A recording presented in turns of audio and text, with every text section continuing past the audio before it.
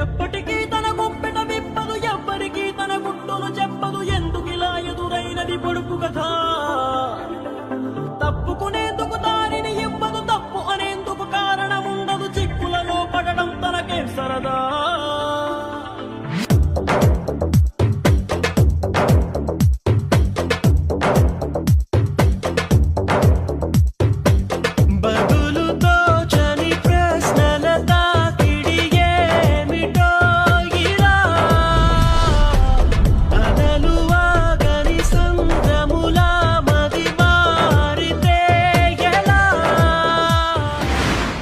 అన్నయ్య గారు ముహూర్తాలు ఎప్పుడు పెట్టుకుందాం అంటారు?